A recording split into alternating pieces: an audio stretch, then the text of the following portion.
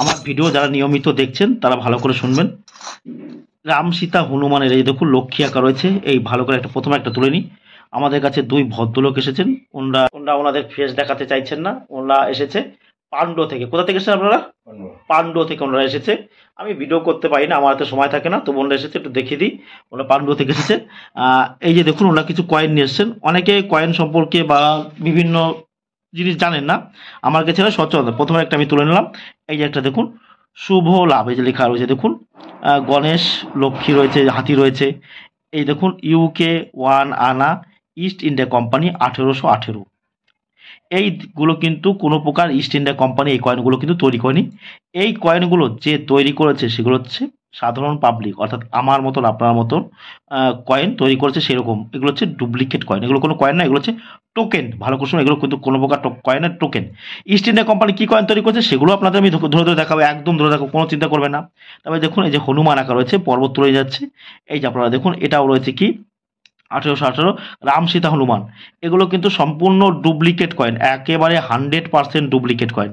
এই কয়েনের কিন্তু বাস্তব কোনো মূল্য নেই। ভালো করে শুনবেন, এগুলো কিন্তু হাওড়ার ব্রিজ, কলকাতার হাওড়ার ব্রিজের ডান দিকে বা দিকে যেতে আসতে, তারপর হচ্ছে শান্তিনিকেতনের মেলা, ঠাকুরনগরের এই সমস্ত প্রভৃতি মেলায় কিন্তু আপনারা এগুলো কিনতে পাবেন। অনেকে বলবে আপনাকে যে দাদা আমি মাটি কাটতে গিয়েছিলাম, সেই মাটি কাটতে গিয়ে আমি এগুলো পেয়েছি। একেবারে 100% মিথ্যে কথা। মনে রাখবেন, এই যে লেখা রয়েছে সজ বলো সস তোলো, মানে সঠিক ওজন দেবেন, সঠিক নেবেন। এগুলো কিন্তু সাধারণ পাবলিক তৈরি করেছে, তাই এগুলো মিথ্যা কথা, তাই কোনোদিন মনে। আবার দেখবেন গ্রামে শহরে কয়েকজন লোক ঘুরে বেড়ায় এই কয়েন নিয়ে, বলবেন দেখুন আমি মাটি পুকুরে গিয়েছিলাম মাটি কাটতে বা পেয়েছি। এগুলো আপনি কিনবেন, আপনি দেখেছেন বাহ ভালো তো, এগুলোর দাম কত? বলবে যে 20,000 30,000 টাকা দিন। সে বলবে না, তারপরে করে 2,000 5,000 টাকা আপনি দিয়ে দেবেন, চলে যাবেন। কিন্তু এর দাম 20 টাকা 30 টাকাও কিন্তু এগুলো বিক্রি হয় না। ভালো কথা, আমি একজন কিন্তু কয়েন এক্সপার্ট, শুধুমাত্র এই নয়, কয়েন নিয়ে সম্পর্কিত বিভিন্ন বিভিন্ন কয়েক লক্ষ কয়েন সম্পর্কে আমার কিন্তু জানকারি আছে, কয়েক লক্ষ। শুধু এরকম নয়, বিদেশি বিভিন্ন দেশের, তারপরে ভারতীয় প্রচুর মুদ্রা নিয়ে আমি কিন্তু গবেষণা করি। এগুলো কিন্তু নয়। আপনারা অনেকে বলছেন যে তাহলে এর আসল মুদ্রা কোনটা, আমি আপনাদেরকেও দেখাই। এর আসল প্রাচীন মুদ্রা কেমন হয়, এই হচ্ছে প্রাচীন মুদ্রা। দেখুন এর এসটা দেখুন, রিডেটটা দেখুন। এই দেখুন রাম ছাতা, দেখুন রাম সীতা হনুমান, দেখুন রাম সীতা হনুমানকে বোঝা যায় না, প্রাচীনকালে এরকম ভাবে ছবি আঁকা হতো। ভালো করে দেখুন, এই যে রাম ছাতা, এইগুলো হচ্ছে প্রাচীন মুদ্রা। হ্যাঁ, এগুলো বেশি একটা ভ্যালুয়েবল নয়, কিন্তু তেমন একটা ভ্যালুয়েবল নয়, কিন্তু এগুলো কিন্তু নিকেল প্রভৃতি বিভিন্ন ধাতু দিয়ে কিন্তু তৈরি করা হয়। যে দেখুন এই যে রাম ছাতা রয়েছে, রাম সীতা হনুমান রয়েছে, এই দেখুন এই যে হনুমান রয়েছে, আর এদিকে দেখুন রাম লক্ষণ। এইরকম হচ্ছে প্রাচীনকালে কয়েন। এই কয়েনের দ্বারা প্রমাণিত হয়, কি প্রমাণিত হয়, যে ভারতবর্ষে রাম রাজত্ব ছিল। দেখুন রাম রাজত্ব ছিল, সেই কয়েনের দ্বারা। এইটা হচ্ছে কয়েন। তারপর এই যে একটা রয়েছে দেখুন প্রাচীন কয়েন, প্রাচীন কয়েন ঠিক এইরকম হবে। আপনারা জানবেন যে মিশরে আপনারা বিভিন্ন রকমের পিরামিড দেখেছেন, সেই মিশরের পিরামিডে দেখবেন বিভিন্ন রকমের মূর্তি আঁকা থাকে, ঠিক এইরকম। এই যে হচ্ছে প্রাচীন কয়েন, আমার হাতে যেগুলো দেখতে পাচ্ছেন এইগুলো কিন্তু প্রাচীন কয়েন। ভালো কথা, মিশরের পিরামিডে বিভিন্ন জায়গা কিন্তু আপনারা দেখতে পাবেন এরকম হয় প্রাচীন। আর এইগুলো দেখুন এত সুন্দর করে, এটা হচ্ছে আধুনিক যুগের কারুকার্য, আধুনিক যুগের সাধারণ পাবলিক কিন্তু তৈরি করছে। তাই এই ধরনের কয়েন, দাদা বুঝতে পারছেন তো আপনারা? দাদা আপনারা কিন্তু বুঝতে পারছেন, কোনো অসুবিধা নেই। আর আমার কাছে তো আসলে আপনারা দেখাতে পারেন, কোনো টাকা পয়সা লাগে না। তাই এইগুলো হচ্ছে সাধারণ পাবলিক তৈরি করছে, আর এইগুলো হচ্ছে প্রাচীন কয়েন। এই যে আমার হাতে দেখতে এইগুলো হচ্ছে প্রাচীন কয়েন।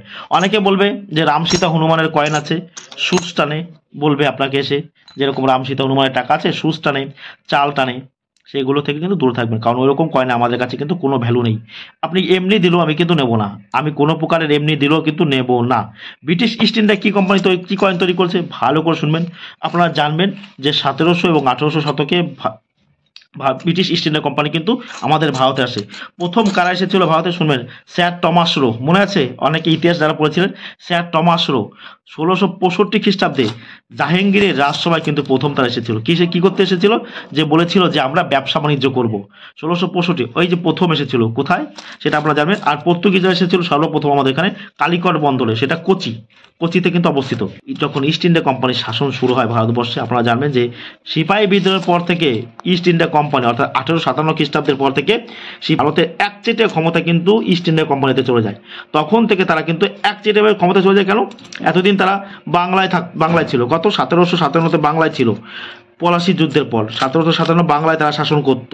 আপনারা জানবেন যে ভারতবর্ষ ছিল বিভিন্ন রাজ্যে বিভক্ত, অর্থাৎ বিভিন্ন ছোট ছোট ছোট ছোট রাজা ছিল, রাজা জমিদাররা ছিল, তারা শাসন করত টুকরো টুকরো। আপনার যখন 1757 খ্রিস্টাব্দে সিপাহী বিদ্রোহ শুরু হয়, সেই বিদ্রোহের পরে দিল্লির যখন দখল চলে আসে এবং সারা ভারত যখন ইস্ট ইন্ডিয়া কোম্পানি হাতে চলে যায়, তখন থেকে কিন্তু ইস্ট ইন্ডিয়া কোম্পানি বিভিন্ন রকমের কয়েন তৈরি করতে। তার মধ্যে আমি একটা তুলে নিই, প্রথমে একটা তুলে নেবো, আপনারা দেখুন ভালো করে। এগুলো কিন্তু তামার কয়েন, এগুলো তামার বা কপালে তৈরি। এই দেখুন হাফ আনা ইন্ডিয়া 1862, এই দেখুন মহারানী ভিক্টোরিয়ার ছবি দেওয়া, দেখুন কন্ডিশনটা এখনো ভালো রয়েছে। এই ধরনের কয়েন কিন্তু আপনারা আমাদের কাছে বিক্রি করতে, এইগুলো কিন্তু তারা তৈরি করেছে, কোনো প্রকার রাম সীতার কয়েন কিন্তু তৈরি করেনি। তারপরে এই যে একটা কয়েন আপনারা দেখতে পাচ্ছেন 1/4 আনা ইন্ডিয়া 1877, এই দেখুন মহারানী ভিক্টোরিয়া, এই দেখুন মহারানী ভিক্টোরিয়া, এর আগের রানীও আছে। তারপর দেখুন ব্রিটিশ ইস্ট ইন্ডিয়া কোম্পানি কিন্তু সারা ভারতবর্ষে নয়, সারা পৃথিবীতে রাজ ছিল এদের, কারণ এরা সারা পৃথিবী এদের দখলে নিয়েছিল। এই যে একটা দেখুন 1 সেট 1904, এই দেখুন হংকং, এটা কাজ ছবি আপনারা দেখতে পাচ্ছেন। A.7, দেখুন A.7 এর কিন্তু মূর্তি রয়েছে, দেখুন ভালো করে দেখুন A.7। আমরা জানেন যে ইন্ডিয়াতে A.7 এর নামে কিন্তু অনেক রকমের 1 টাকা 50 পয়সা 1/2 1/12 কিন্তু টাকা পাওয়া যায় বিভিন্ন রকম। A.7 দেখুন সারা পৃথিবীতে ওরা শাসন করতো। তারপর আরেকটা তুলে নিই, এই যে একটা কয়েন তুলে নিলাম, সেটা দেখুন 1835, এই যে দেখুন ইস্ট ইন্ডিয়া কোম্পানি, এই যে হাফ আনা, এই যে দেখুন এই কয়েনগুলো কিন্তু তারা তৈরি করছে। তারপর এই যে একটা দেখুন আমার কাছে রয়েছে বিকানির 1/4 আনা ইন্ডিয়া 1895 এস্টের, এই যে বিকানির, দেখুন এই যে মহারানীর ভিক্টোরিয়া, এই ধরনের কয়েন। তারপর আরও কিছু কয়েন আমরা তুলে নেবো। এই যে একটা কয়েন আপনারা দেখতে পাচ্ছেন যে 1/4 আনা ইন্ডিয়া 1862, এই ধরনের কয়েন। আর আপনাদেরকে বলছি, অনেকে জিজ্ঞাসা করেছিলেন দাদা লায়ন বা সিংহের হাতে ফ্ল্যাগ কেন, এর মানেটা কি? এর মানেটা আমি কিন্তু একটা ভিডিওতে বলে দিয়েছি, তবে আবার একবার আপনাদেরকে বুঝিয়ে দিই, ভালো করে শুনবেন। যেহেতু আমি দেখবেন কয়েনে বিভিন্ন রাজা মূর্তির ছবির মানে কি কোনো সংকেত থাকে, সেই সংকেতগুলো আপনাকে বুঝে নিতে হবে। দেখুন লায়নের হাতে ফ্ল্যাগ, এর কথা হচ্ছে পশুদের মধ্যে সিংহ হচ্ছে রাজা, পশুদের মধ্যে কিন্তু সিংহ হচ্ছে রাজা লায়ন। তেমনি ব্রিটিশ ইস্ট ইন্ডিয়া কোম্পানি অর্থাৎ ইংল্যান্ডের লোকেরা 1700 এবং 1800 শতকে নিজেদেরকে মানুষদের মধ্যে শ্রেষ্ঠ মনে করত, যে তারা হচ্ছে, কারণ কেন মনে করবে না, তারা ছিল জ্ঞানে বুদ্ধিতে এবং বিভিন্ন দেশ তাদের দখলে ছিল, তাই তারা নিজেদেরকে শ্রেষ্ঠ মনে করতো ইংল্যান্ডের লোকেরা। তাদেরকে সিংহের সঙ্গে তুলনা করেছেন, যে সিংহের যেরকম শক্তি তাদেরও শক্তি। তাই এটা যে পতাকা রয়েছে হাতে সিংহের হাতে, সেটা কিন্তু ওদের পতাকা, এটা অন্য কোনো দেশের পতাকা নয়, কারণ সারা পৃথিবীব্যাপী তারা কিন্তু শাসন করতো, তাই তারা নিজেদেরকে সিংহের হাতে তুলনা করছে। এই কয়েনটা কিন্তু সেই ঐতিহ্য কিন্তু বহন করছে, ওই কথাটাই কিন্তু বহন করছে। আপনারা ভালো করে বুঝে জানবেন, এটা বিভিন্ন রকমের কয়েনে কিন্তু ওটাই দেখা যায়। এবার আপনি যদি বলেন স্যার এই মহারানী ভিক্টোরিয়ার এটা কেন করছে, এই কয়েনের দ্বারা বোঝা যাচ্ছে যে মহারানী ভিক্টোরিয়া, জানেন যে 1857 খ্রিস্টাব্দে মহারানী ভিক্টোরিয়া ভারতবর্ষের শাসন ইস্ট ইন্ডিয়া কোম্পানির একচেটিয়া শাসনভার কিন্তু বিলুপ্ত করে দেয়, অর্থাৎ সমস্ত শাসন কিন্তু সে নিজের হাতে তুলে নেয়। তারপর থেকে কিন্তু আর ইস্ট ইন্ডিয়া কোম্পানির এই কয়েন তৈরি থাকে না, তখন থেকে কিন্তু ওই মহারানী ভিক্টোরিয়া নামে কয়েন শুরু হয়। সেটা 1 টাকার কয়েন, 2 টাকার কয়েন, 15 টাকার কয়েন, 1 টাকার কয়েন, মোহর, 2 মোহর, বিভিন্ন তামার কয়েন কিন্তু শুরু হয়। কারণ মহারানী ভিক্টোরিয়া 1857 থেকে 1901 সাল পর্যন্ত কিন্তু ভারতে শাসন করেছিল। এনার পরে কিন্তু শাসনভার নিয়েছিল কাঁধে তুলে, তিনি হচ্ছে A.7। A.7 এর কয়েনটা আমি দেখেছিলাম, A.7 নিয়েছিল। A.7 এর পর জর্জ 5 এর পর কিন্তু জর্জ 6 কিং, একেবারে শেষ জর্জ 6 কিং এর লাস্ট সময়কাল ছিল 1947।